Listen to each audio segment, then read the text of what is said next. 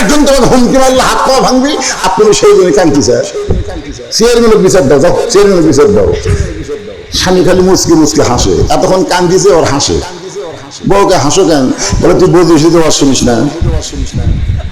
বৌদির সাথে ওয়াজ করতে করতে কইছে যে 7 বছর 8 বছর হলে আমের বাগান লাগাইছে, এইবার জ্যৈষ্ঠ মাসে দেখতে গেছে আম পাকছে কিনা, গাছের ডালে বসে এক ছোট্ট বাচ্চা আম পাড়তেছে আর ব্যাগের মধ্যে তুলতেছে। বাগানের মালিক বলে আমি খাইনি, পরিবারে কেউ খাই নাই, আর তুই আমার গাছে আম পাড়তেছিস, তোর বাপকে যা বিচার দেবো রে, তোর বাপকে যা বিচার দেবো। ছেলে খালি মুচকি মুচকি হাসে। বাগানের মালিক বলে হাসিস কেন? বলে বাপকে কোথায় খুঁজবার যাবেন, আমার বাবাও আর এক গাছে চলছে, ওই যে দেখেন। বাগানের মালিক কয় আল্লাহ রে, বিচার দেবো কার কাছে? বেটাও চোর, বাপও চোর। গত 16 বছর বাংলাদেশে বিচার ছিল না, যার কাছে বিচার দিবে সে বিচারক 1 নম্বর চোর। জোরে করার কথা ঠিক না? বউ বলতেছে তাহলে কান্দো কার কাছে? স্বামী বলতেছি যার কেউ নাই তার আল্লাহ আছে। আপনারা বলেন তো, যার কেউ নাই তার কে আছে? আরো জোরে আল্লাহ। সকাল 10টা আমার হাত পা ভাঙবে, আল্লাহ আমি একটা গরিব মানুষ, আমি দিন খাটা খাই আল্লাহ। এই কান্দে কান্দে চোখের পানি গালো যাচ্ছে ভাই। ওর বউ যে বেটা হাত পা ভাঙবি, ওর বউ দিনের বেলা প্যান্ট শার্ট পরিষ্কার করছে, টাইলসওয়ালা বাথরুমে গোসলখানায়, কিন্তু প্যান্ট শার্ট পরিষ্কার করে যে সাবানের ফ্যানটা পরিষ্কার করা লাগবে, ওটার বইয়ের আর মনে নেই। আর বইয়ের আর মনে নাই, ওই ফ্যানটা আস্তে আস্তে পানির তল লেলপা হয়ে আছে। লেলপা বোঝেন না? তুই রাত 9টায় যাই হুমকি মারছে, আগামীকাল সকাল 10টায় ছাইজ কর্ম, ও রাত 9টায় পেশাব করবার গেছে, পঞ্চের স্যান্ডেল পাম্প দিয়ে তলা সমান,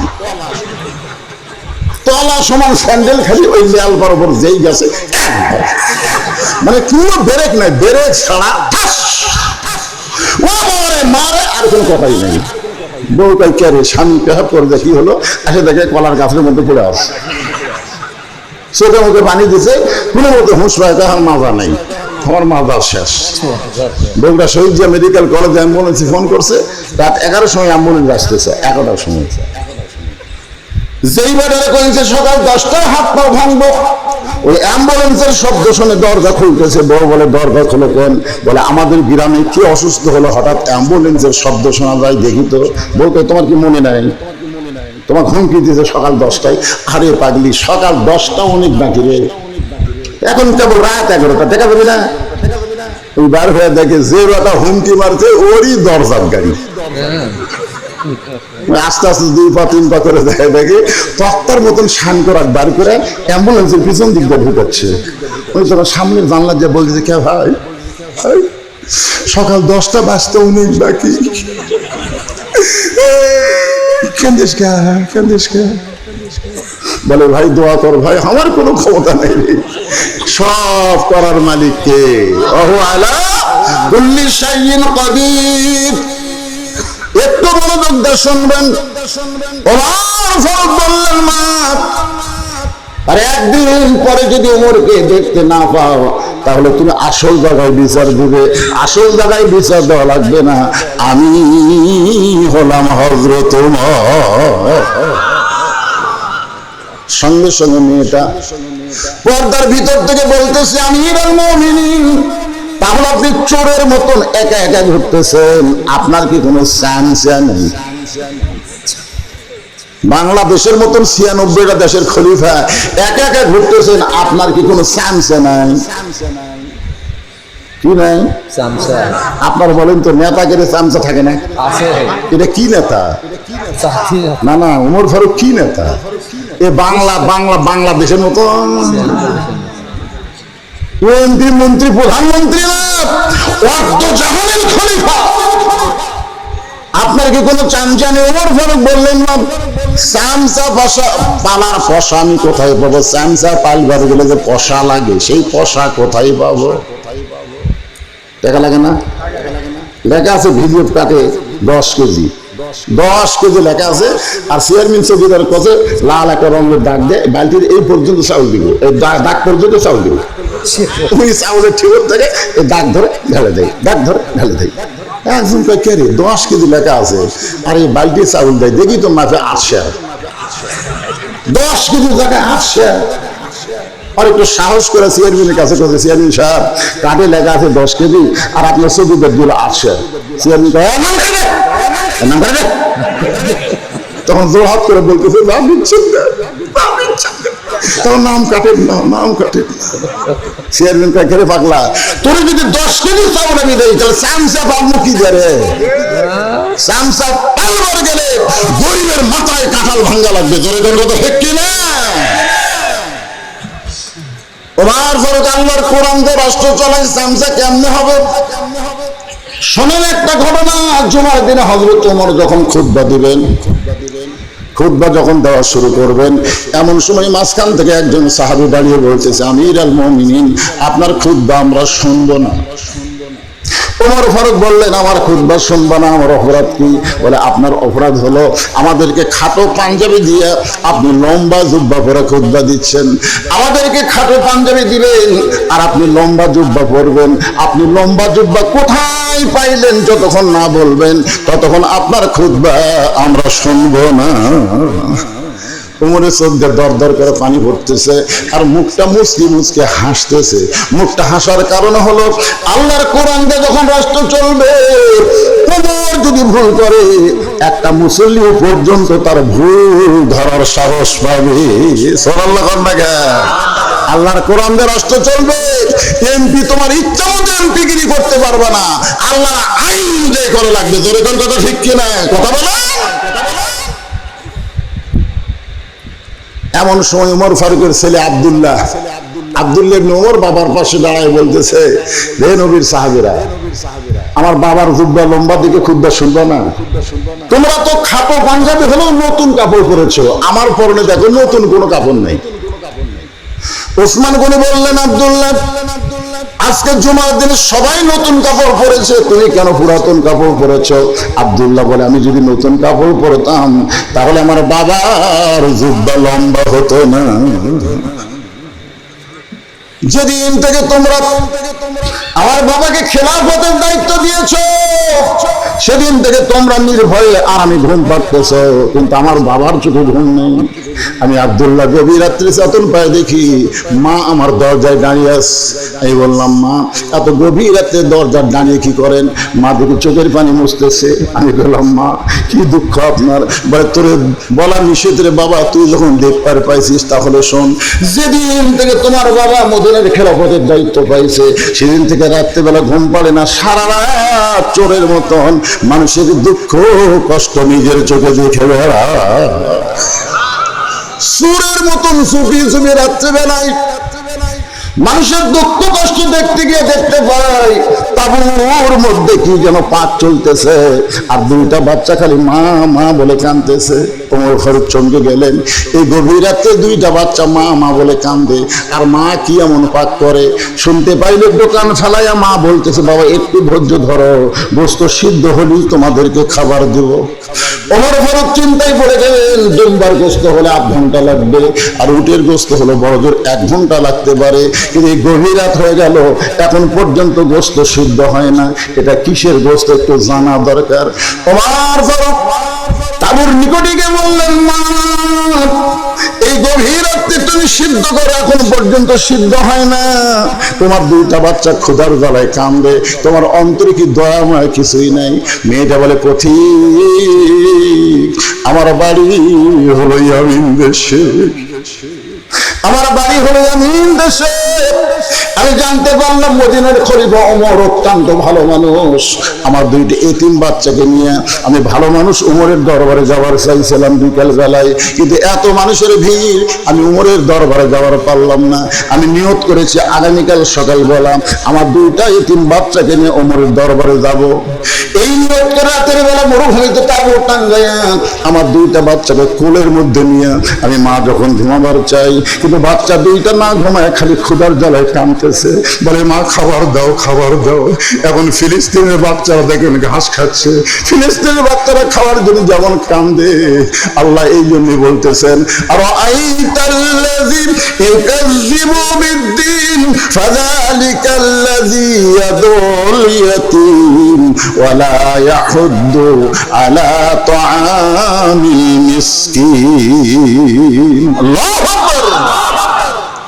দুইটা বাচ্চা যখন বারবার কান্দে, আমি তখন ওদের সান্ত্বনা দেওয়ার জন্য পাতিলের মধ্যে পানি আর পাথর দিয়ে নিচে আগুন জ্বলায় বলতেছি, বাবা গোস্ত সিদ্ধ হলেই তোমাদের খাবার দেব।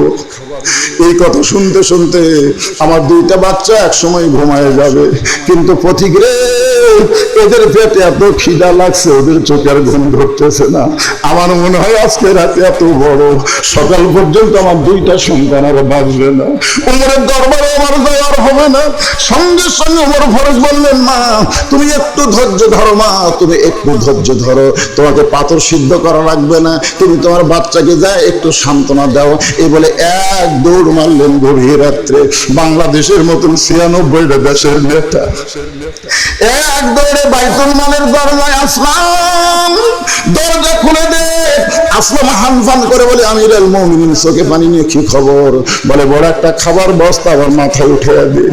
আসলাম বলতেছে, আমিরুল মুমিনিন, বস্তা কোথায় নেওয়া লাগবে আপনি হুকুম দেন, এই মাথায় করে পৌঁছায় দিব।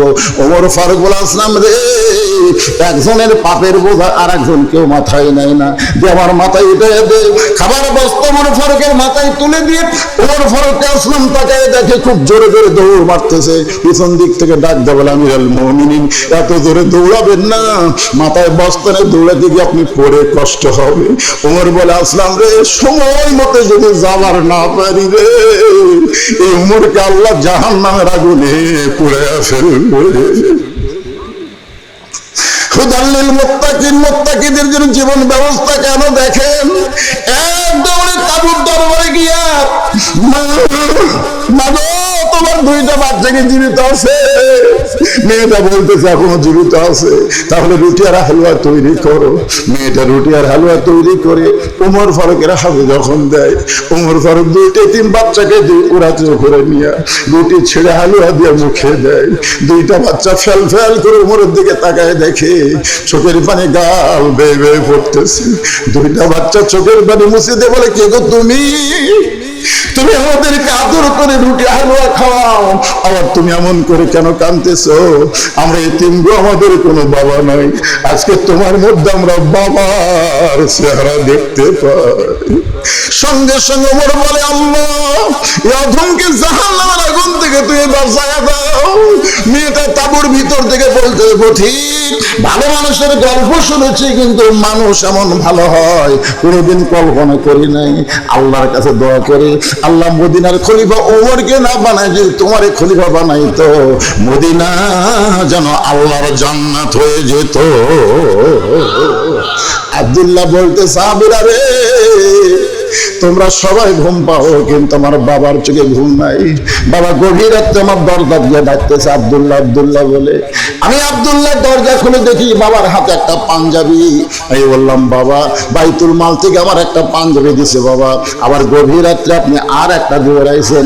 ওমর ফারুক বলে, আব্দুল্লাহ, ইন্নাল্লাহা ইয়ামুরুকুম আন তুআদ্দুল আমানাতি ইলা আহলিহা ওয়া ইযা হাকামতুম বাইনান নাস আন তাহকুমু বিল আদল। জোরে কোন সুবহানাল্লাহ। আব্দুল্লাহ রে, একটা পাঞ্জাবি পাইছিস, আর একটা দিবে রাইছি, এই কথা কেমনে মনে করলি বাবা? এইটা আমার ভাগে পড়েছে, এত খাটো পাঞ্জাবি, তুই বল এই পাঞ্জাবি পরে আগামীকাল কেমনে খুতবা দিব? আব্দুল্লাহ বলে, তাহলে আমি কি করব? ওমর ফারুক বললেন, তোর কাপড়টা আমাকে কি দান করা যায় না? আব্দুল্লাহ বলে, আমার চোখের পানি মুছে দেওয়ার জন্য আমার নতুন কাপড় বাবাকে দান করে দিলাম। আর বাবার পিছনে পিছনে আমি রওনা দিলাম। বাবা ঘরের দরজা বন্ধ করে আমি জানলার ফাঁক দিয়ে তাকায় দেখি, নিজেই দর্জি হয়ে তার কাপড় আমার কাপড় একত্র করে লম্বা জুব্বা বানাইছে, আর সেই জুব্বা বানায় খুতবা দেয়। এখন বলো, বাবার খুতবা শোনা যায় কিনা যায়? সমস্ত সাহাবীরা চিল্লায় বলে, আল্লাহর কোরআন দিয়ে যখন রাষ্ট্র চলবে, এমন ভালো নেতা মুসলমান দেখতে পাবে। ভালো নেতা যদি আমরা দেখতে চাই, আল্লাহর কোরআনের বিকল্প কোন রাস্তা? আল কোরআনের আলো। এতক্ষণ পরে যা আলো, সবাই একসাথে বলবে, আমি বলবো আল কোরআন আলো, আপনারা বলবেন সব জায়গায় যা আলো, সব জায়গায়। সংসদের কথা বললে একদল আবার লাখ শীতকে আমরা টাইম দেবো না, আমরা বলবো আল কোরআনে আলো সব জায়গা, কোনো জায়গা যেন বাদ না থাকে। আল কোরআনের আলো, কোরআন হাদিস যেখানে, দুনিয়ার মুসলমান লিল্লাহি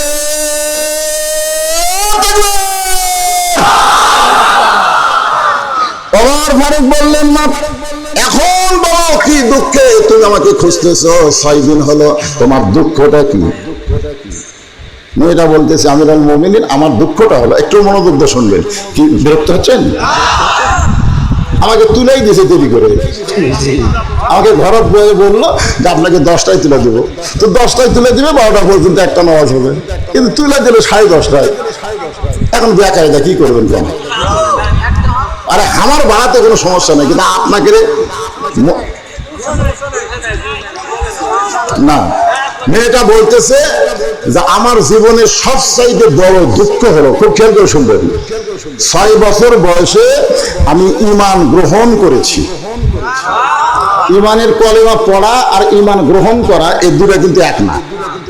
আমাদের এলাকায় যুদ্ধের সময় অনেক হিন্দুরা কলমা পড়ছে। আমার এলাকা পাকিস্তানের পাঞ্জাবি দেখলি লা ইলাহা ইল্লাল্লাহ, লা ইলাহা ইল্লাল্লাহ, লা ইলাহা ইল্লাল্লাহ, তখন পাকিস্তান আর্মি বিলকুল ঠিক হয়, ঠিক হয়, ঠিক হয়। 9 মাস পরে দেশটা যখন স্বাধীন হলো, ওই পড়া কলমালা হিন্দুরা আর কলমার উপর আছে।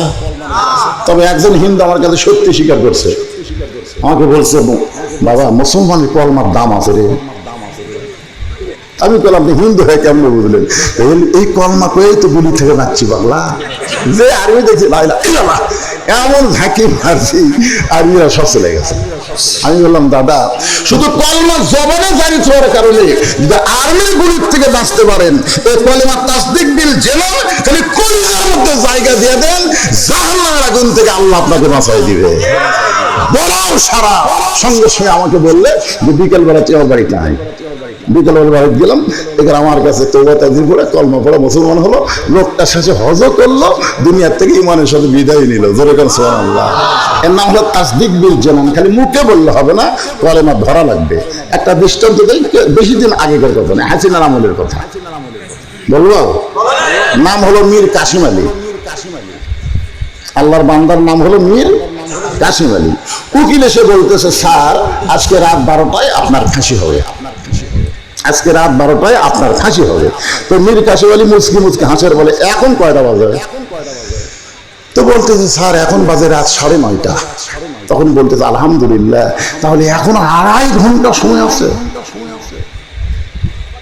2.5 ঘন্টা সময় যখন আছে, তাহলে উকিল একটা কাম করি, আমি 2 ঘন্টা ঘুম পাড়ি। অযথা বসে থাকি, কি হবি? 2 ঘন্টা ঘুম পাড়ি, 8 ঘন্টা আগে আমার ডাক দিয়ে, যদি চেতন না পাই। উকিল কই মানুষ নাকি রে, ওরই হবে ফাঁসি, আমি বলে ঘুম পাড়ি। তাও বলতেছে যদি চেতন না পাই তাহলে আমার ডাক দিও। উকিল মনে করছে পাগলা হয়ে গেছে, ফাঁসির চিন্তার বার হয়ে যায়, মন খারাপ করে বার হয়ে গেছে। এবার রাত যখন 11:30 বাজছে, মনে হচ্ছে ডাক দিবার করছে, দেখি তো যাই কি অবস্থা। ফাঁসির কন্ডেম ছেলে যায়, দেখে মীর কাসিম আলী লাখ ডাকে ঘুম পাড়া, মানে বুঝতেছেন? হায় হায়, আর মাত্র 8 ঘন্টা সময় বাড়ে, এরপরে ফাঁসি হবি। আর এই লোকটা লাখ ডাকে ঘুম পাড়তেছে, পাওয়াল ফাঁকি মারছে। সাথে বলতেছে উকিল ভাই সময় হচ্ছে না? স্যার এখন 8 ঘন্টা আছে। আলহামদুলিল্লাহ। ওযু করছে, 2 রাকাত নামাজ পড়ে কোরআন শরীফের সূরা মুজাম্মিল তেলাওয়াত করে। হাজির কন্ডেম ছিল সবচাইতে ভালো যে পাঞ্জাবি, সে পাঞ্জাবি পরে শিরো দিয়ে মাথা হাসরায় বলে, উকিল দেখো তো আমারে কেমন লাগতেছে, আমারে কেমন লাগতেছে। উকিল কান্দের বলে, স্যার আপনি কি শ্বশুর বাড়ি যাবেন? আপনার ফাঁসি হবে, আপনার ফাঁসি হবে, আপনার ফাঁসি হবে। আর আপনি বলতেছেন আমারে কেমন লাগতেছে। মীর কাসিম আলী বলে, পাগল, ফাঁসি হবে আমার, আর তুমি কেন কাঁদতেছো? তুমি কি জানো তাসদিক বিল জানান, কলিজার মধ্যে যদি ঈমান থাকে, তারা যদি কোনো অন্যায় না করে, আর তাদেরকে যদি ফাঁসি দেওয়া হয়, আল্লাহ কোরআনে বলেছেন, ওয়ালা তাকুলু লিমান ইউকতালু ফি সাবিলিল্লাহি আমওয়াতুন বাল আহইয়াউ ওয়ালাকিন লা তাশউরুন। আরে পাগলা উকিল, আমি 2 ঘন্টা ঘুমের মধ্যেই আল্লাহ পাক আমাকে জানাইছে ফাঁসির মাধ্যমে আত্মা জান্নাত জান্নাতের দরজা আল্লাহ আমার জন্য খুলে দিবে। এর নাম হলো ঈমানকে কলিজার মধ্যে সেট করা। খালি মুখে মুখে মুখে মুখে লা ইলাহা ইল্লাল্লাহ জিকির করে কাম হবে না তো। তাসদিক বিল জানান, এটা কলিজার মধ্যে সেট করতে হবে। আমল বিল আরকান, ওই ঈমান অনুযায়ী আবার আমল করা লাগবে। জোরে কোন কথা ঠিক কি না? এটা বলতেছে আমার জীবনের সবচাইতে বড় দুঃখ হলো 6 বছর বয়সে আমি ঈমান গ্রহণ করছি। আপনাদের কাছে আমার একটা প্রশ্ন, এই যে দুই একজন যে ওটা বসা করতে চাই, এই দূরে কে রে? এই দূরে না, ছোট বাচ্চারা, এই ছোট বাচ্চা না, আদর করে ওদেরকে কাছে বসান। 7 বছর থেকে তালিম দেওয়া লাগবে, 10 বছর থেকে কোনো তালিম না, ঘাড় ধরে নিয়ে দেওয়া লাগবে। কথা ঠিক কিনা? এটা কোন জায়গা? এই জন্যে আমল বিল আরকান মানে ঈমান গ্রহণ করার পরে যত আমল আছে তার মধ্যে 1 নম্বর আমলের নাম কি? কথা কয় না। আমার এলাকার অনেক ছেলেরা রোজা আছে, হুজুর রোজা থাকতে এবার খুব ভালো মতো রোজা হয়ে গেল হুজুর। আমি বলি নামাজ, এই নামাজটাই হয় না হুজুর, কিন্তু রোজা হয়। চিন্তা করে দেখেন আপনি, যে কোনো ব্যক্তি যদি সারা জীবন একটা রোজাও না করে তাকে বেঈমান বলা যাবে না। কোনো ব্যক্তি যদি হজ না করে তাকে বেঈমান বলা যাবে না। কোনো ব্যক্তি যদি যাকাত ফরজ হওয়ার পরে না দেয় তাকে বেঈমান বলা যাবে না। কিন্তু কেউ যদি নামাজ না পড়ে তাকে শুধু বেঈমান না, তাকে কাফির বলা যাবে। জোরে কোনো কথা ঠিক কিনা? এখানে 4টা হাদিস বলি। লা সালাতা লা ঈমানা, যার নামাজ নাই তার ঈমান নাই। লা সালাতা লা দীনা, যার নামাজ নাই তার কোনো ধর্ম নাই। বাইনাল আবদি ওয়াল কুফরি তারকুস সালাত, বান্দা কাফির মধ্যে পৃথক করা জিনিসের নামই হলো নামাজ। মান তারাকা সালাতান মুতাম্মিদান ফাকাত কাফারা, ইচ্ছা করে এক ওয়াক্ত নামাজ বাদ দিল তার আল্লাহর সঙ্গে অবশ্যই কুফরি করলো। তাহলে ঈমান গ্রহণ করার পরে 1 নম্বর আমলের নাম কি? আরো জোরে। এখন যদি বলি কারা কারা ঈশার নামাজ পড়েননি, না না বলবো না, হাত তোলেন, বলবো না, না না এই তা কমকে হাত তুলবার বললি তুলবি, দরকার নাই তো। আজকে যারা মাগরিব এসব পড়েন নাই, বিশ্বাস করেন আপনি যদি ফজরাকে মরে যান, দুনিয়ার সমস্ত মানুষ যদি আপনার জানাজায় হাজির হয়ে দোয়া করে, এরপরে আপনি জান্নাতে যাবেন না। লেখালেন আপনি জান্নাতে যাবেন না। আর যদি মাগরিব এশার নামাজ পড়েন, আর যদি ফজর আগে যদি আপনি মারা যান, দুনিয়ার কোন ব্যক্তি যদি আপনার জানাজা নাও করে, ওই নামাজের কারণে আল্লাহ আপনাকে জান্নাত দিয়ে দিবে। জোরে করে কথা ঠিক কিনা? পুরুষ মানুষের জন্য ঈমান গ্রহণ করার পরে 1 নম্বর আমলের নাম হলো নামাজ। আর নারীদের জন্য 1 নম্বর নেক আমল হচ্ছে পর্দা। আমার মায়েরা যারা পর্দার অন্তরে বসে আছেন, আপনাদের কিন্তু 1 নম্বর নেক আমলের নাম হলো পর্দা। ওমর ফারুক বললেন, মা এখন বলো ঈমান গ্রহণ করার কারণে তোমার কেন দুঃখ হয়েছে? মেয়েটা বলতেছে, আমিরুল মুমিনিন, আমার বাড়ি হলো রোম দেশে। খুব খেয়াল করে শুনবেন, মেয়েটার বাড়ি কোথায়? রোম দেশে। 6 বছর বয়সে ঈমান গ্রহণ করার অপরাধে আমাকে জেলখানার মধ্যে 12 বছর বন্দি করে রাখছে। সকালবেলা 3টা করে চাবুক মারছে, বিকেলবেলা 3টা করে চাবুক মারছে। আমার দেহের এমন কোন জায়গা নাই যে জায়গায় চাবুকের আঘাত লাগে নাই। আমিরুল মুমিনিন, আপনি যখন রোম পারস্য দখল করলেন, তখন আপনি ঘোষণা করে দিলেন যে ইসলাম যখন কোন রাষ্ট্র দখল করবে, ওই রাষ্ট্র তখন মানুষের আইন দিয়ে চলবে না, আল্লাহর কোরআন দিয়ে চলবে। আর আল্লাহর কোরআন দিয়ে যখন কোন রাষ্ট্র চলবে, ওই রাষ্ট্রের কোনো জেলখানা থাকবে না। কোরআনের বিচার হলো ডাইরেক্ট অ্যাকশন। ধরে কোন কথা ঠিক কি না? আপনি জেলখানার দরজা মুক্ত করে দিলেন। জেলখানার দরজা মুক্ত পাইয়া আমি এখন কোথায় যাব? আমার দাদা খ্রিস্টান, আমার বাবা খ্রিস্টান, আমার জাতীয় কুল যারা আপনজন সবাই খ্রিস্টান, কিন্তু আমি একজন মুমিনারি কোথায় যাব? এই জন্যই জেল থেকে মুক্ত হইয়া এই 2 পাহাড়ের মাঝখানে 6 দিন হলে আপনাকে খুঁজতেছি। যদি আপনার দেখা পাই, আপনার কাছে দুঃখিনী মেয়েটা একটু আশ্রয় চায়। ওমর ফারুক বললেন, মা আমি তোমাকে আশ্রয় দিবার পারবো না, তবে ইসলাম তোমাকে অধিকার দিয়েছে। আপনারা বলেন তো, নারীদের অধিকার ইসলামে কম না বেশি? আর ধরে বলেন, আমার এলাকার এক মুয়াজ্জিন এই রোজার মাসে নাইকো জয় বলে, মা বোনেরা জাগো জাগো, মা বোনেরা সেহরি পাক করা লাগবে। আমি বাড়ির থেকে বার হয়ে মুয়াজ্জিন করাই, কোন হাদিসে পাচ্ছি যে জাগো জাগো মা বোনেরা, বাপ ভাই করে ডাকলে তো কি হয়? এখন নাই দেখো, জাগো জাগো বাপ ভাইরা, সেহরি পাক করা লাগবে। এই কথা বললে আমার আগামীকাল তো মুয়াজ্জিন সাহেব মায়ের সব থেকে বর্ণিত হাদিস, রমজান মাস আসার সাথে সাথে আমরা কোনোদিন কষ্ট করিনি, আমরা সেহরি তৈরি করিনি, নবী সেহরি তৈরি করে আমাদেরকে ডাক দিয়ে খাওয়াইছে, আমরা খাইছি। আমরা যখন সেহরি নিয়ে বসেছি দেখি পানি নাই, কিছুক্ষণ পরে দেখতেছি আমাদের নবী মাথায় এক কলস পানি নিয়ে ঘরের মধ্যে ঢুকতেছে। আমাদের নবী শুধু বিশ্ব নবী না, আমাদের নবী হলো পৃথিবীর শ্রেষ্ঠ স্বামী, যেরকম সুবহানাল্লাহ। আর আমরা একেবারে সেই মরদে ঘুম পাচ্ছি, আর কি কষ্ট দেবে। আপনাকে এলাকার ডাকে মা বোনেরা, মা বোনেরা, আল্লাহ কোরআনে বলেছেন হুন্না লিবাসুল লাকুম ওয়া আনতুম লিবাসুল লাহুন্না। স্বামী হলো বিবির পোশাক, বিবি হলো স্বামীর পোশাক। খালি বউ একলা সেহরি পাক করলে হবে না, একলা ইফতারি তৈরি করলে হবে না, এখানে স্বামীকেও সহযোগিতা না করলে আল্লাহ রোজাহা কবুল করবি না। কি বুঝলেন? হুন্না লিবাসুল লাকুম ওয়া আনতুম লিবাসুল লাহুন্না আয়াত দিয়ে কি বুঝলেন? বুঝতে পারেন না? ওমর ফারুক বললেন, মা ইসলাম তোমাকে অধিকার দিয়েছে। মেয়েটা বলতেছে আমিরুল মুমিনিন, ইসলাম আমাকে কি অধিকার দিল? ওমর ফারুক বলতেছেন বহু অধিকার, তার মধ্যে 1 নম্বর অধিকার হলো তোমার 18 বছর বয়স। কারণ 6 বছর ঈমান গ্রহণ করছো আর 12 বছর জেলখানায় বন্দি জীবন কাটাইছো।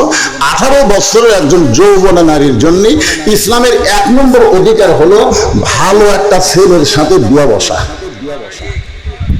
সুন্দর ছেলে না, ভালো ভালো একটা ছেলের সাথে বিয়ে বসা। কিন্তু তুমি মেয়ে মানুষ, ভালো ছেলে কোথায় পাবা? আমি তোমার অভিভাবকের দায়িত্ব নিয়ে একটা ভালো ছেলের খবর দিচ্ছি। ছেলেটা হলো 30 পারা কোরআনের হাফেজ, ছেলেটার যোগ্যতা হলো 6 লক্ষ হাদিসের হাফেজ, ছেলেটার বয়স হলো 22 বছর, উচ্চতা হলো 6 ফুট 2 ইঞ্চি, গায়ের রং ফর্সা, খুব চাঁদের মতন চেহারা। ছেলেটার নাম হলো আব্দুল্লাহ, বাপের নাম হলো আমি অধম ওমর। আমার ছেলে আব্দুল্লাহর সঙ্গে তোমাকে বিয়ে দিয়ে তোমাকে আমার বৌমা বানায়া আমার বাড়িতেই তোমাকে অধিকার দিবার চাই। মেয়েটা বলতেছে আমিরুল মুমিনিন, আপনি কিন্তু বলেছেন ভালো একটা ছেলের সঙ্গে বিয়ে বসার অধিকার আছে, আপনার ছেলেই কি পৃথিবীর মধ্যে সবচাইতে বেশি ভালো? ওমর ফারুক বলতেছে আমার চোখে আমার ছেলের চাইতে ভালো কোনো ছেলে নাই। মেয়েটা বলতেছে আপনি 100 কে,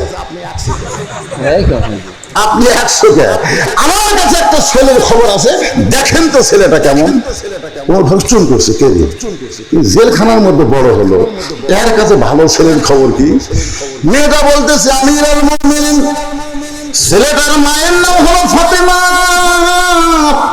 বাপের নাম হলো হযরত আলী, আর ছেলেটার নাম হইল হোসাইন। এখন আপনি বলেন আপনার আব্দুল্লাহ ভালো না হোসাইন ভালো? ওমর ফারুক কাঁদতেছে, মনে পড়ে গেছে একদিন আসরের নামাজের প্রথম সেজদায় রাসূল 3 বার সুবহানাল্লাহ আলা বলছে প্রথম রাকাতের, কিন্তু দ্বিতীয় সেজদার যায় আর সেজদা তোলে না। 100 বার সুবহানাল্লাহ আলা বলে কিন্তু সেজদা ওঠে না। ওমর ফারুক মনে মনে কে রে, হুজুর কি সেজদার যায় অসুস্থ হলো নাকি? কিন্তু আতিউল্লাহ আতিউর রাসূল মাথা তুলে দিতে পারতেছে না। যাই হোক, তারপরে রাসূল সেজদা থেকে মাথা তুললেন, 2 রাকাত 3 রাকাত 4 রাকাত নামাজ যখন শেষ হয়ে গেল, সালাম ফেরানোর পরে ওমর ফারুক নবীর সাথে হাঁটু লাগাই বলল, আমিরুল মুমিনিন ইয়া রাসূলুল্লাহ, মনে কোনো কষ্ট নেবেন না, বেয়াদবি নেবেন না, আমি একটা কথা জানতে চাই যে সমস্ত সেজদা ঠিকই আছে, কিন্তু প্রথম রাকাতে দ্বিতীয় সেজদা এত লম্বা কেন?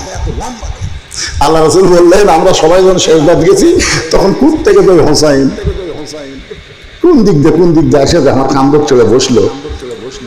এখন আমি সেজদার থেকে মাথা তুলবার চাই, কিন্তু সেজদার মালিক আল্লাহ ডাক দেয় বলে, হাবিব যতক্ষণ বসে থাকবি ততক্ষণ আপনি মাথা তুলবেন না, আপনি যেমন ওকে ভালোবাসেন আমি আল্লাহ তার চাইতে বেশি ভালোবাসি। এই হোসাইন যখন আমার মাথার উপর থেকে নেমে গেল, তারপরে সেজদা থেকে মাথা তুলেছি, সেদিন থেকে ওমর ফারুক বুঝেছে, ওরে বাবা রে। চোখের কোনায় পানিতে বলে, মা আমার আব্দুল্লাহ ইবনে উমরের চাইতে তোমার বলা হোসাইন কোটি নাচকে কিন্তু তোমার করব। আর ফরজ মেয়েটাকে নিরাপদ আশ্রয় দিয়ে পরন্ত বিকাল বেলা হযরত আলীর বাড়ির দরজা দিয়ে সালাম দিয়ে বললেন, আম্মা সাইলা ফালা তানহার। হয়তো চমকে গেল, সালাম শব্দ শুনে বুঝতে পারলেন ওমর, কিন্তু আম্মা সাইলা ফালা তানহার এই ফকিরের আয়াত করলো কেন? দরজা খুলে দেখে ওমর ফারুক বললেন, কবে থেকে এই ভ্যাস ধরলেন? রাতের অন্ধকারে মানুষের দুঃখ কষ্ট দেখেন, আলহামদুলিল্লাহ, আমার ফকিরের আয়াত পড়ে কি ভিক্ষা করবেন? ওমর বলতে চালি রে, জীবনে যেই দায়িত্ব করে নিবার চাইনি পাইনি, কিন্তু আজকে নিজের ইচ্ছায় দিছে আলী। বলে সেটা কি দায়িত্ব? বলে ঘরতালি। খলিফাতুল মুসলিমিন, অর্ধ জাহানের খলিফা হওয়ার পরে আবার ঘরতালি করা লাগবে? আলী 6 বছর বয়সে ঈমান গ্রহণ করেছে, 12 বছর ঈমানের পরীক্ষা দিয়েছে। আমার আব্দুল্লাহর সঙ্গে বিয়েটা দিবার চাইলাম, কিন্তু মেয়েটা আমার আব্দুল্লাহকে অ্যালাউ করলো না। তোমার হোসেনকে পছন্দ করেছে, তোমার হোসেনের সঙ্গে ওই মেয়েটার একটু ঘটকালি করতে চাই। আলী আল্লাহ শুকর আদায় করে বললেন, এমন একটা মেয়ে তুমি হোসেনকে মনে মনে খুঁজতেছিলাম। যোগ্যতা কি? 6 বছর বয়সে ঈমান গ্রহণ করেছে, 12 বছর ঈমানের পরীক্ষা দিয়েছে। ইন্নাল্লাযীনা ক্বালু রাব্বুনাল্লাহু সুম্মা ইসতাকামু তাতানাজ্জালু আলাইহিমুল মালাঈকা আল্লা তাখাফু ওয়া লা তাহজানু ওয়া আবশিরু বিল জান্নাতিল্লাতী কুনতুম তুআদুন। দুইজন কোলাকুলি করতেছে, আল্লাহুম্মা জিদ মুহাব্বাতা লিল্লাহি ওয়া লিরাসূলি। এমন সময় হোসেন ঘর থেকে বের হয়ে সালাম দিয়ে বলে, মুরব্বী, আপনার দুইজন যেভাবে কোলাকুলি করতেছেন মনে হয় বিয়ে আপনারাই করবেন। ওমর ফারুক বলে, হোসেন, আমি তোমার মুরব্বী, তোমার বাবা তোমার মুরব্বী, আমরা দুই মুরব্বী মিলে যদি কোনো সিদ্ধান্ত নেই তুমি কি গ্রহণ করবে না? হোসেন বলতেছে, আপনি আমার মুরব্বী, আমার বাবা মুরব্বী, আমি দুই মুরব্বীকে সম্মান করি। আল্লাহ রাসূল বলেছেন, বড়দেরকে সম্মান করো, ছোটদেরকে স্নেহ করো, আর বন্ধুদেরকে মহব্বত করো। আপনার দুই মুরব্বী, আমি আপনাদেরকে সম্মান করি, কিন্তু আসল মুরব্বী হলো আমার নানা। আমার নানা ছাড়া দুনিয়ার কোনো মুরব্বী মানা যাবে না। সম্মান করা যাবে, কিন্তু মানতে হবে একজন, তিনি হলেন মুহাম্মাদুর রাসূলুল্লাহ। আতিউল্লাহ ওয়া আতিউর রাসূল। এরপরে বলা হয়েছে ওয়া উলিল আমরি মিনকুম, এখানে কিন্তু আতিও নাই। আয়াতের ব্যাখ্যায় করে দেখবেন, নিঃসন্দেহ, কোন সন্দেহ নাই, বিনা সন্দেহে শুধু একজনকে মানা যাবে 100 ভাগ, তিনি হলেন আমাদের নবী। জোরে কোন কথা ঠিক কিনা? এই জন্য মুরব্বী হিসেবে একজনকে মানি, সেটা হলো আমার নানা। ওর ঘর বলে, হোসেন কি বুঝাবার চাচ্ছা? বলে, বুঝানো কিছু না, একদিন আমি স্বপ্নে দেখি আমার নানা ঘরের মধ্যে আরাম করতেছে। তা আমি এখন দরজা দিয়ে ডাক দিচ্ছি না, ভাই আমি হোসেন একটু আপনার কাছে যাবার চাই। আমার নানা বললেন, হোসেন, এখন আমি জান্নাতে আরাম করতেছি, দরজা খোলা যাবে না। আমি হোসেন চমকে গেলাম, ভাঙ্গা ঘরের মধ্যে থেকে কথা কয়, আর জান্নাতে আরাম করতেছি।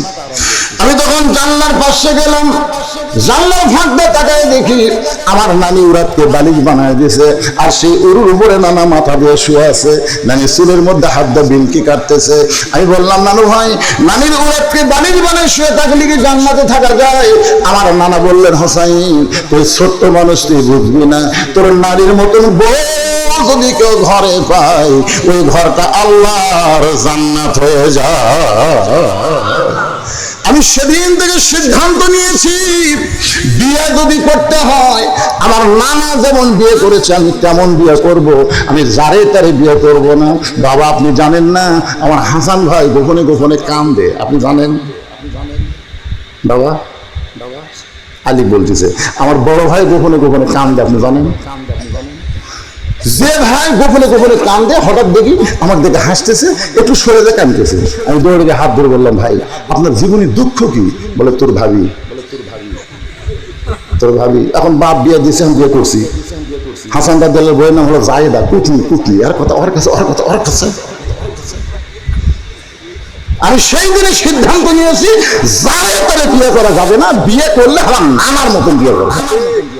এটা ভাঙ্গা ঘর জান্নাত হয়ে যায় বইয়ের কারণে, এরকম একটা বউ আমার দরকার।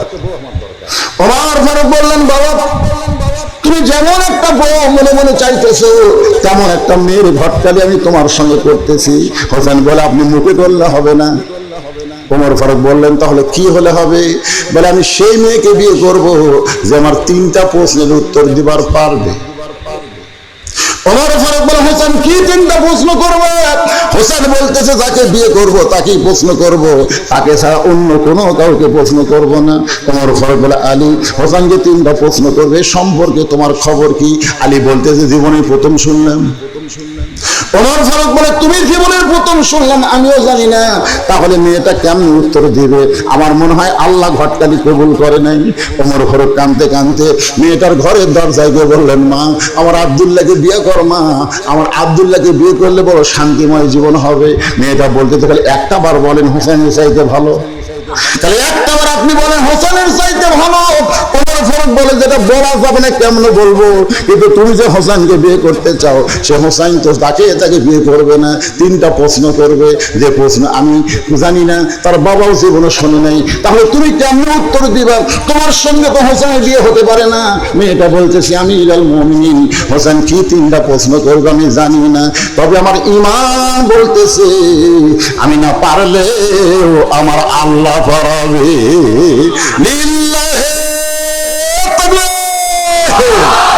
আমাদের ঈমান বলতেছে ফিলিস্তিনের মুসলমানের বিজয় হবে। আজকের খবর জানেন, আমেরিকাতে অটোমেটিক একটা খনি আগুন ধরেছে। আমেরিকা তোর এখন পাশা সামলান কঠিন হবে, তুই আবার ইসরায়েলের সৈন্য দিবি। আমাদের ঈমান বলতেছে আগামীতে বাংলাদেশ কোরআন দিয়ে চলবে। যখন কথা ঠিক না, ঈমান ঈমান ঈমানের বলে বলিয়ার হওয়া লাগবে ভাইজান। মনের মধ্যে ধকচক নিয়ে আসলে হবে না। মেয়েটা কি বলতেছে যে হোসেন কি 3টা প্রশ্ন করবে আমি জানি না, তোমার ঈমান বলতেছে আমি না পারলেও আমার আল্লাহ পারাবে। ওমর ফারুক একদম হযরত আলীর দরবারে বলতেছে, আলী রে তারিখ করবার আইছি। হোসেন রাদিয়াল্লাহু সালাম দিয়ে বলে, কিসের তারিখ? বলে, তুমি যে 3টা প্রশ্ন করবা তার উত্তর দিবার পারবে কি পারবে না তার তারিখ। আলী বলতেছেন, যে প্রশ্ন আমি জীবনে শুনি নাই, আপনিও জানেন না, সেই প্রশ্নের উত্তর এটা কেমনে দিবে? ওমর ফারুক বলে, আলী ঈমানের বলে বলিয়ান হয়ে যখন কোনো মানুষ কথা বলে, সেই মানুষ নিজে একলা থাকে না, তার সঙ্গে আমার আল্লাহ থাকে। ওহুয়া মাকুম আইনামা কুনতুম। আল্লাহু আকবার। নির্দিষ্ট তারিখ মোতাবেক ডান পাশে হযরত হোসেন বসে গেছে, ডান পাশে হযরত ওমর বসে গেছে, বাম পাশে হযরত আলী, আর মাঝখানে হোসেন। সামনে একটা চাদর দেওয়া হয়েছে, চাদরের ওই পারে 18 বছরের যৌবনে মেয়েটাকে বসানো হয়েছে। একটু বসার সাইজটা শুনেন, তারপরেই তো আইয়ুকুম আহসানু আমালা। একটু দেখেন সব বসার সাইজটা খেয়াল করছেন? ডান পাশে কে? কথা কয় না। ডান পাশে হযরত ওমর, ডান পাশে কে? আর বাম পাশে হযরত আলী, আর মাঝখানে হোসেন। সামনে একটা চাদর, চাদরের ওই পারে ওই 18 বছরের মেয়েটা বসে গেছে। এখন আপনারা বলেন বসার সাইজটা কেমন? তাহলে সামনে চাদর কেন দিল? পর্দা লাগে। তাহলে মমতাজ যে হলো মনের পর্দা, বড় পর্দা। আমাদের 14 গোষ্ঠী এমনকি যে আল্লামা শফি হুজুর পর্যন্ত বলেছে, ওরে শরীয়তের মাওলানা 14টা করলা কানা, মনের পর্দা বড় পর্দা তেতুল হুজুর বুঝলো না। আল্লামা আহমদ শফিকে এই 2 টাকা গায়িকা তেতুল হুজুর বলেছে যে আল্লামা আহমদ শফি হাজার হাজার লক্ষ লক্ষ আলেমের ওস্তাদ, যেরকম ঠিক কিনা? আল্লাহর ওলি, তাকে মমতাজ করে। মমতাজ তুই কুটি রে বাড়িতে আসুন, ঠিক হয় পাগলা। 300 করে এমপি একটাও নাই, আপনাকে ধামরার ডাকে দিলে।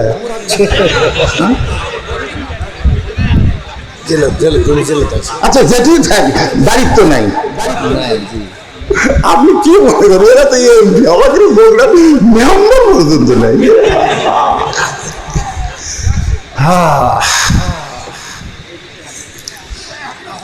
আপনি কি যাচ্ছেন নাকি ভাই? ও আসতেছেন?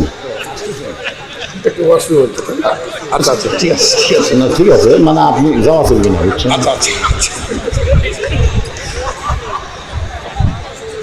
না খুব ভালো লাগতেছে, এটা হাজার হাজার আল্লাহর বান্দার দুই একজন উঠে যাচ্ছে, আবার এদের ঘুরে এসে বসতেছে, বোঝা গেছে ভাই সেরকম দাম।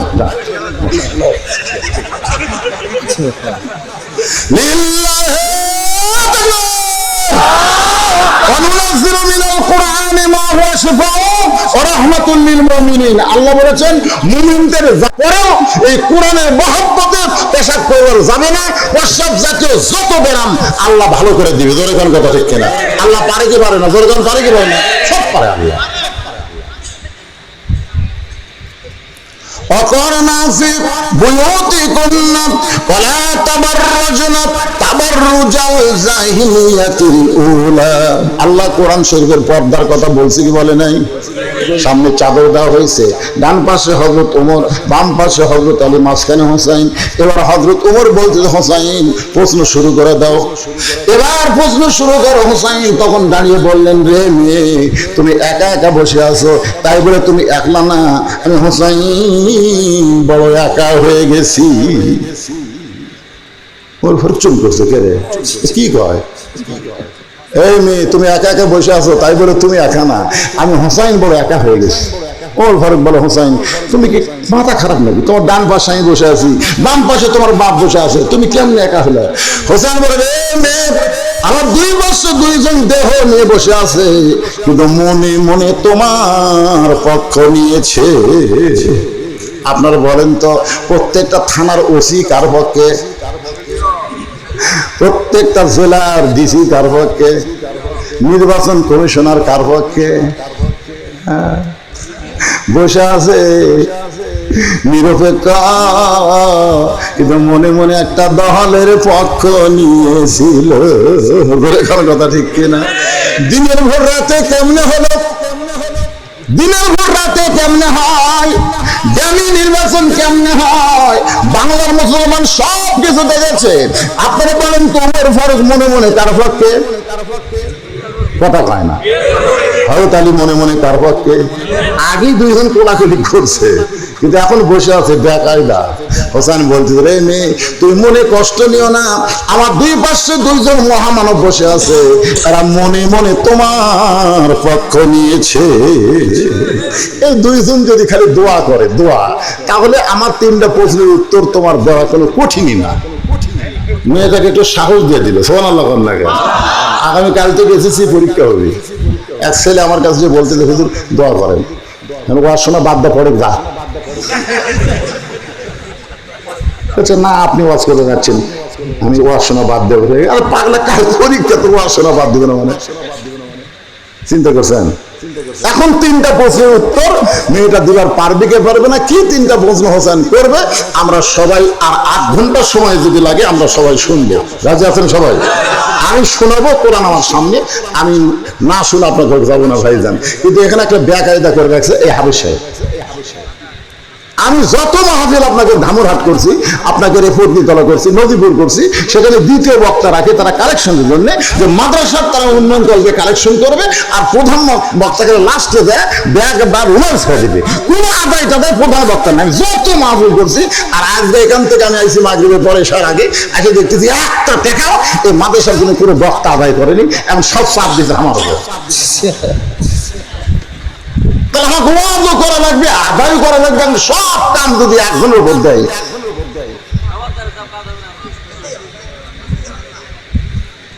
তখন এই মাদ্রাসায় আপনাদের একটা করে কোরআন শরীফ দান করা লাগবে। বাজান একটা করে কোরআন শরীফ দান করা লাগবে। একটা কোরআন মাত্র 500 টাকা। আপনি 500 টাকা দিবেন, একটা কোরআন দানে সব পাবেন। কারণ যদি বাপ মা দুইজনে মারা যায়, তাহলে আপনি 2টা কোরআন শরীফ দিবেন 1000 টাকা। যদি আপনি মনে করেন না হুজুর আমি 2টা 3টা 10টা দেবো, তাহলে 5000 টাকা। না পারলে একটা কোরআন শরীফ 500 টাকা। আপনাদের মধ্যে আমি অনুরোধ করতেছি, মাত্র 100 জন আল্লাহর বান্দা, কারা বাছাই গেত এই হাজার হাজার মানুষের মধ্যে 100 জন আল্লাহর বান্দা কিন্তু চাই এই নবীর মাদ্রাসা একটা কোরআন শরীফ দান করবেন। 500 টাকা দিলেই একটা কোরআন দানের সওয়াব আল্লাহ আপনাকে দিয়ে দিবে। একটা কোরআন দানের সওয়াব নগদ দালে বাবা, নগদ দিবেন। এই দেখেন, এটা এখন লিপিকে দেখেন তো কি টেকন আছে। এখানে একজন একজন ছাত্র রাখো, মাশাআল্লাহ। দেন দেন। ইসাহাক আলী। ইসাহাক আলী মৃত বাবা মায়ের জন্য, আলহাজ ইসাহাক আলী মৃত বাবা মায়ের জন্য কোরআন শরীফ 500 টাকা দান করছে। তাহলে কি আপনাকে এলাকার বকরি চড়াই সেই ফতেমা? এমন ভাবে বলতে যে ফতেমা ফতেমা কি রে। জুম্মার দিন ইমাম সাহেব কি শুনে? জুম্মার দিনে সানি খুতবা ইমাম সাহেব কেমন করে বলে, সাইয়্যিদাতুন নিসায়ে আহলুল জান্নাহ ফাতিমাতুজ জোহরা রাদিয়াল্লাহু তাআলা আনহা। জোরে আল্লাহু আকবার। কি রে, সাইয়্যিদাতুন নিসায়ে আহলুল জান্নাহ ফাতিমাতুজ জোহরা। জোহরা মানে বুঝেন, রাদিয়াল্লাহু তাআলা আনহা। আমার মাকে তুমি জানো? সঙ্গে সঙ্গে মেয়েটা পর্দার উপর থেকে বলে, হোসাইন আপনার মাকে আমি চিনি। যে বলছে আমার মাকে তুমি জানো, মেয়েটা বলতেছে আপনার মাকে আমি চিনি। সঙ্গে সঙ্গে ওমর ফারুক জিব্বাত কামড় খাইছে, আর হযরত আলী চোখ দর দর করে পানি পড়তেছে। ওমর ফারুক জিব্বাত কামড় খাওয়ার কারণ হলো প্রথম প্রশ্ন আউট। কিসের উত্তর দিবার পাশে প্রশ্ন করলো, আমার মাকে তুমি জানো, আর উত্তর দেয় আমি চিনি। ফাতেমাকে যেমন তেমন মেয়ে নাকি? ফাতেমাকে যেমন তেমন মেয়ে রেখে তাকে চিনবে কেমনে? গভীর রাত্রে হযরত আলী তাকে দাফন করেছে। গভীর রাত্রে এমন পর্দা নিয়েছিল ফাতেমা, রাতের অন্ধকারে তাকে দাফন করার পরে আল্লাহর কাছে বলতেছে, আল্লাহ ফাতেমার পর্দাকে কবুল করে নাও। এই দোয়া করার পরে তাকায় দেখে সামনে কয়েকটা পুরাতন কবর দেখা যায়। এই মাত্র ফাতেমার কবর দিয়েছে, সেই নতুন কবর আর নাই। হযরত আলী গোটা জান্নাতুল বাকি দৌড়ের পরে ফাতেমার কবর, ফাতেমার কবর। কে যেন আওয়াজ দিয়ে বলে, আলী ফাতেমার পর্দা নিশি, আমি আল্লাহ জোহরা ডিগ্রি দিয়া তার কবরটাকেও কিয়ামত পর্যন্ত পর্দা করে দিয়েছি। এখন আপনারা বলেন, যে মেয়েরা পর্দার মধ্যে থাকে সেই মেয়েরা কেউ চিনবার পরে জানবার পরে মুখের বউ বিয়ে করছে, কিন্তু বউটারে গ্রামের কেউ দেখে নাই। জানি বউটা পর্দা নিশি পর পুরুষের সঙ্গে দেখা করে না, তাহলে কেমনে চিনবা? মেয়েটা বলতে, হোসাইন আমি আপনার মাকে চিনি। তাহলে বলতেছেন, মা তুমি হোসেনের মাকে কেমনে চিনবা? সঙ্গে সঙ্গে মেয়েটা বলতেছে, হোসাইন আপনার মায়ের চোখের ভুরু জোড়া ছিল, আপনার মায়ের বাম গালে তিল ছিল, থুতুরের তলে লাল একটা দাগ ছিল। সঙ্গে সঙ্গে আমি চিৎকার করে বলে, রে মা যা বলছিস আর বলিস না। কারণ আমরা তিনজন পুরুষের মধ্যে একজন পরপুরুষ আছে, এখানে একজন পরপুরুষ আছে। এই পরপুরুষের নাম হলো হযরত ওমর। চিন্তা করে দেখেন, পরপুরুষ হযরত ওমর, যেই ওমর কোরআন শরীফের 23টা আয়াত আল্লাহ তার জন্য নাজিল করেছে। রাসূল বলেছেন, ওমর পরে কেউ যদি নবী হতো লাউ কানা ওমর, আল্লাহ ওমরকে নবী বানাই দিত। সেই ওমর যদি পরপুরুষ হয়, তাহলে পীর সাহেবের জন্য, মুরিদের বইয়ের জন্য পীর সাহেব কি পুরুষ? মুরিদের বইয়ের জন্য পীর সাহেব কি পুরুষ? অনেক মেয়েকে নিয়ে আটরসি গেল। আমি আমার এলাকার মেয়েদেরকে নিয়ে যখন পুরুষরা আটরসি যায়, একজনকে বললাম কোথায় যাচ্ছ? বলে বাবার দরবারে যাই। পীর তোমাদের কেমন বাপ হয়? কেমন বাপ হয়? প্রত্যেকটা মানুষের বাপ দুটা হলে তার জন্মের মধ্যে ভুল আছে, যেরকম কথা ঠিক কিনা? বাপ হবে একটা, প্রত্যেকটা বিষয়ের উপর একটা করে বাপ আছে। যেমন আদি পিতা একজন আদম আলাইহিস সালাম, জাতির পিতা একজন ইব্রাহিম আলাইহিস সালাম, আর জন্ম দেওয়া পিতা একজন, যিনি আপনার বাবা। জোরে বলেন কথা ঠিক? কিন্তু কতগুলা এইরকম বেসাইজা লোক আছে আমার দয়াল বাবার দরবারেতে, কেউ ফিরে না খালি হাতে। দয়াল বাবার দরবারেতে সম্পূর্ণ শিরকি কথা। তাওহীদ হলো ইয়াকা না'বুদু ওয়া ইয়াকা নাস্তাইন, আমরা ইবাদত করি, আল্লাহ সাহায্য চাই কার কাছে? আলী বলতেছেন, মা তুমি কেমনে বললা চোখের ভুরু জোড়া? তুমি কেমনে বলতে পারলা? তুমি কেমনে বললা বাম গালে কালো একটা তিল আছে? তুমি কেমনে বললা থুতুরির তলে লাল একটা দাগ আছে? মেয়েটা বলতেছে, মুরব্বী ওই ওমর জেলখানার মধ্যে শেরদিল কারারক্ষী সকালে বেলা 3টা করে চাবুক, বিকালে বেলা 3টা করে চাবুক মারে। এই চাবুক মারতে মারতে এক সময় আমি অতিষ্ঠ হয়ে গেলাম। আমি অতিষ্ঠ হয়ে বললাম, আল্লাহ তুমি আছো আসমানে, আর তোমার নবী আছে মদিনায়। এই রোমের জেলখানার মধ্যে আমাকে দেখার মতন কেউ নাই। এরকম আশ্চর্যজনক কথা বলে আমি যখন ঘুমায় যাই, ঘুমের মধ্যে স্বপ্ন দেখি আমার শিয়রের পাশে নূরের একটা পুতুলি বসে বসে হাসতেছে। আমি বললাম, কে গো আপনি? জান্নাতের হুরি না বেহেশতের পরী? আমার মাথায় হাত দিয়ে বলে, মা আমি জান্নাতের হুরিও না বেহেশতের পরীও না, আমি হলাম জগৎ বিখ্যাত মা ফাতেমা। মেয়েটা বলে হোসাইন, আমি তখন লক্ষ্য করে দেখতে পাই আপনার মায়ের চোখের পুরো জোড়া বাম গালে একটা কালো তুল দেখেছি, থুতুনে তলে লাল একটা দাগ, আর বেশি আর আমি দেখতে পাই নাই। সঙ্গে সঙ্গে হোসেন চিল্লায় বলে, রে মেয়ে, 1 নম্বর প্রশ্নের উত্তর যেমন আশা করেছিলাম তার চাইতে 100 গুণ তুমি ভালো দিয়েছো। ওমর ফারুক বলে, হোসেন তাহলে এখন 2 নম্বর প্রশ্ন করো। এবার ওমর ফারুকের দিকে তাকায় হোসেন বলেন, রে মেয়ে, 2 নম্বর প্রশ্ন হলো, তুমি যে 6 বছর বয়সে ঈমান গ্রহণ করলা, এই ঈমানটা তুমি কেমনে পাইলা? মেয়েটা বলতে, হোসেন আমি ঈমান কেমনে পাইলাম যদি শুনতে চান তাহলে বড় করুণ কাহিনী। আমি দুনিয়ার সাধারণ কোনো মানুষের ঘরের মেয়ে না, আমার দাদা হলো রোম সম্রাট কাইসার। একদিন বিকেলবেলা 6 বছর বয়সে আমার হাতটা ধরে বলল, নাতনি রে, আজকে রোমের লাল দরবারে খেলা হবে, তুই কি খেলা দেখতে যাবি? আমি ছোট্ট মেয়ে খেলা দেখার জন্য, কারণ ছোট ছোট বাচ্চারা খেলাধুলো বড় পছন্দ করে। এখনকার বাচ্চার মোবাইলের গেম না দিলে ভাত খায় না, জোরে কোন কথা ঠিক কিনা? দেখবেন সন্তানের কান্না থামতেছে না, মোবাইল চালু করে একটা গেম চালু করে দেন, দেখবেন ও আর কান্দে না। ছোট বাচ্চারা খেলাধুলা পছন্দ করে। আমি তখন দাদার সঙ্গে খেলা দেখার জন্য রাজ দরবারে, আমার দাদার সিংহাসনের পাশে আমার জন্য ছোট্ট একটা চেয়ার সেট করে রেখেছে, কারণ আমি যে বাদশার নাতনি। আমাকে চেয়ারে বসানোর পরে আমার দাদা বললো, নাতনি রে, ওই যে খেলা দেখ। আমি তাকায় দেখি একটা মানুষের 2টা হাত কালো রশি দিয়ে বাঁধা। আমি তাকায় দেখি তার চোখ 2টা কালো কাপড় দিয়ে বাঁধা। আমি তাকায় দেখি পা 2টা লোহার শিকল দিয়ে আটকানো রাখা। আমি চিৎকার করে বললাম, দাদু ভাই খেলা দেখার কথা বলে আপনি আমাকে রাজ দরবারে নিয়ে আসলেন, আপনি যা দেখাচ্ছেন দাদা আমি একটা মানুষকে দেখতে পাই।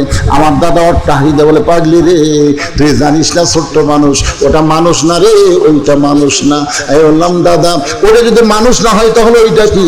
আমার দাদা বলতে তো ওইটা হলো মুসলমান, ওইটা হলো মুসলমান। কারণ ইহুদি খ্রিস্টানেরা মুসলমানকে মানুষ মনে করে না।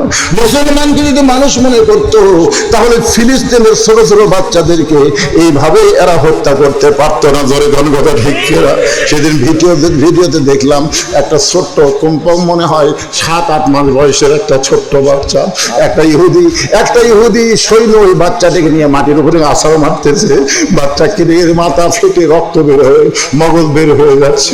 এরপরে তারা মারতেছে, কারণ মুসলমান করা মানুষ মনে করে না। আমেরিকা মুসলমানকে মানুষ মনে করে না, ওই ইসরায়েল মুসলমানকে মানুষ মনে করে না। আমার দাদা বলতে, ওটা মানুষ না রে, ওইটা মানুষ না, ওইটা হলো মুসলমান। আমি তখন বললাম, দাদা ওই মুসলমানকে নিয়ে আপনি কি খেলা দেখাবেন? আমার দাদা বলে, ওই যে তাকায় দেখ। আমি তখন ছোট্ট 6 বছরের মানুষ তাকায় দেখি বিশাল একটা আগুনের চুলা দাও দাও করে আগুন জ্বলতেছে, তারপর বিশাল একটা ডেকসির মধ্যে কয়েক মন তেল দিয়া নিচের আগুনের তাপে তেলগুলো টকবক টকবক করতেছে। আমার দাদা বলেন, আপনি রে, ওই মুসলমানকে হাত পাও বাঁধে উত্তপ্ত তেলের মধ্যে ফেলে দিব, মুসলমান তেলে পুড়ে মরে যাবে। আজকের খেলার নাম হলো মুসলমান মারার খেলা। আজকের খেলার নাম হলো গোটা বিশ্বে মুসলমান মারার খেলা চলতেছে, কথা ঠিক কিনা? তোমরা শুনে নাও রে, দুনিয়ার কাফের বেঈমানেরা, মুসলমান মরে না রে, মুসলমান মরে না। তারা জান্নাতের পাখি হয়ে ঘুরবে আর তোমরা জাহান্নামের কীট হবে। শুনে নাও, কারণ মুসলমান ঈমান হচ্ছে, তোমাদের ঈমান নাই। মেয়েটা বলতেছে, হোসাইন আমার দাদা যখন বলতেছে ওই মুসলমানকে হাত পাও বান্ধা উত্তপ্ত তেলের মধ্যে ফেলে দিয়ে মুসলমান পুড়ে মরে যাবে, আজকের খেলার নাম হলো মুসলমান মারার খেলা। আমি তখন জোর হাত করে বললাম, দাদু ভাই ওই মুসলমানকে না মাইরা গিয়ে ছেড়ে দেওয়া যায় না। আমার দাদা বলতেছে 100 বার ছেড়ে দেওয়া যায়, শুধু একটা বারের জন্য যদি বলে আল্লাহ রাসূল মানি না, খালি বলবে আল্লাহ রাসূল মানি না, কারণ আমি পাও বান্ধা রাখছি, হাত বান্ধা রাখছি, চোখ বান্ধা রাখছি, কিন্তু আমি মুখটা কিন্তু বান্ধি নাই। ওই মুখটা দিয়ে খালি একটা বার বলো আল্লাহ রাসূল মানি না। মেয়েটা 6 বছরের সামনে গিয়ে বলে, মুসলমান তোমার চোখ বান্ধা তুমি দেখতে পাচ্ছ না, আগুন খালি দাউ দাউ করে জ্বলতেছে, ওই আগুনে তোমাকে পুড়ে মারবে। তুমি যদি বাঁচতে চাও তাহলে একটা বারের জন্য বলো আল্লাহ রাসূল মানি না, তাহলে আমার দাদা তোমাকে ছাইরা দিবে, তোমাকে আর মারতে পারবে না। মুসলমান চিৎকার করে বলে, মা তুমি ছোট্ট মানুষ, তোমার কাছে জীবনের দাম বেশি, কিন্তু যারা মুসলমান হবে তাদের কাছে জীবনের চাইতে ইমানের দাম কোটি গুণ বেশি। দরকার হয় আগুনের চুলার মধ্যে যাব, কিন্তু এক মুহূর্তের জন্য আল্লাহ রাসূলকে আমি ছাড়বো না। মেয়েটা বলে, হোসাইন আমার দাদা এত রাগ হলো, সে সৈন্যদেরকে হুকুম দিল ওই মুসলমানকে নিয়ে আগুনের চুলার মধ্যে ফেলে দাও। আমি তখন বললাম, দাদা এই খেলা আমি দেখবো না, আমি বাড়িতে যাই। আমার দাদা বলতেছে, খেলা দেখার জন্য তোরে নিয়ে আইছি, খেলা দেখতে হবে। আমি তখন চোখে হাত দিলাম, এই মানুষ মারার খেলা আমি দেখবো না। 6 বছরের ছোট্ট বাচ্চা, রাসূল বলেছেন কুল্লু মাউলুদিন ইউলিদু ইলাল ফিতরা, প্রত্যেকটা ছোট বাচ্চারাই কিন্তু ইসলামের মধ্যে থাকে। পরিবেশ ওপরে এরা হিন্দু হয়, পরিবেশের কারণে এরা ইহুদি হয়, এরা খ্রিস্টান হয়, কিন্তু জন্মসূত্রে সবাই কিন্তু ছোট বাচ্চা। বাগান 6 বছরের বাচ্চা, মেয়েটা বলতেছে আমার দাদা জোর করে যখন আমাকে আটকে ধরলো, আমি তখন হাত চোখের উপরে দিলাম। এমন সময় একটা শব্দ আমার কানের মধ্যে আসতেছে, মধুর শব্দ, এমন শব্দ কোনোদিন আমি শুনি নাই। শব্দটা হলো লা ইলাহা ইল্লাল্লাহু মুহাম্মাদুর রাসূলুল্লাহ। মেয়েটা বলে, হোসেন ওই মুসলমানের মুখের কলেমা আমার কানের মধ্যে দিয়ে আমার কলিজার মধ্যে জায়গা যখন দখল করলো, তখন আমি দেখতে পাই, যদিও চোখের উপর আমি হাত দিয়েছি, তারপরে ইমানের নূর আমি দেখতে পাই ওই মুসলমানকে উত্তপ্ত তেলের মধ্যে ফেলে দিছে, কিন্তু মুসলমানের দেহ তেলের মধ্যে পড়েছে, কিন্তু দেহের ভিতরে পাখিটা আল্লাহ তাআলা ধরে জান্নাতের ইল্লিন নামক বাগানে ছাইরা দিছে। এই দৃশ্য দেখার পর এক দৌড়ে বাড়িতে গেলাম, আমার মাকে বললাম লা ইলাহা ইল্লাল্লাহ মুহাম্মদ রাসূলুল্লাহ। আমার মা বলতেছে, তুই না তোর দাদার সঙ্গে খেলা দেখতে গেলি, এই খেলা দেখতে গিয়ে মুসলমানের কলমা কোথায় পাইলি? এই কলমা বলিস না, বললে তোর দাদা বাপ তোকে হত্যা করবে। আমি তখন বললাম, মা এই কলমাওয়ালারা কোনোদিন মরে না, এই কলমাওয়ালাদের দেহ খাঁচা যাবে কবরে, কিন্তু ভিতরের পাখির কিন্তু কবর হবে না, পাখি ইল্লি নামক জান্নাতের বাগানে জায়গা পাবে। মেয়েটা বলে, হোসেন 6 বছর বয়সে এমন করে আমার দাদার রাজত্বের দরবারে আমি ঈমান গ্রহণ করেছি, আর ঈমান গ্রহণ অপরাধে 12 বছর আমাকে জেলখানার মধ্যে বন্দি জীবন কাটাতে হয়েছে। হোসেন চিল্লা বলে, রে মেয়ে, 2 নম্বর প্রশ্নের উত্তর যেমন ভাবে তুমি দিয়েছো, আমি যেমন চাইছিলাম তার চাইতে 100 গুণ সুন্দর হয়ে গেছে। ওমর ফারুক বলে, বাবা তাহলে এখন 3 নম্বর প্রশ্ন করো। এবার হোসেন বলে, রে মেয়ে, আমার 3 নম্বর প্রশ্ন হলো, বিবাহের পরে আমার সঙ্গী কিন্তু তোমার থাকতে হবে। যুবকেরা একটু মনোযোগ দিয়ে শোনো, বিবাহের আগে কোনো কিছু করা জায়েজ নাই, যা কিছু করতে হবে বিবাহের পরে। জান্নাতি যুবকদের সর্দারে একটা সর্দার কি সাইদের স্বভাবে আহলে জান্নাহ হাসান হোসেন রাদিয়াল্লাহু তাআলা আনহুমা, জান্নাতি যুবকদের সর্দার হোসেন যদি বলে, রে মেয়ে, বিবাহের পরে আমার সঙ্গী তোমার থাকতে হবে, কারণ বিবাহের পরে একটা সংসার জীবনে শান্তিও আছে, অশান্তিও আছে, কষ্ট আছে, সুখ আছে, দুঃখ আছে। জোরে করে কথা ঠিক কি না? এখন তুমি বলো, এই প্রস্তাব কি মানে নিলে? মেয়েটা শুধু কান্দে আর কান্দে। ওর ফরক বলে, মা 2টা কঠিন প্রশ্নের উত্তর তুমি দিয়ে দিলে, আর একটা সহজ প্রশ্ন করলো, বিয়ার পর আমার সঙ্গে থাকতে হবে। তুমি বলো, আমি আপনার সঙ্গে থাকতে চাই। এবার মেয়েটা বলে, ইয়া আমিরুল মুমিনিন শোনেন, এমন সহজ উত্তর দিলে হোসেন গ্রহণ করবে না। এখন আলী বলতেছেন, তাহলে তুমি কি উত্তর দিবা? মেয়েটা বলতেছে, হোসেন আল্লাহর একজন নবী ছিল, আইয়ুব নবী। যেরকম কি নবী?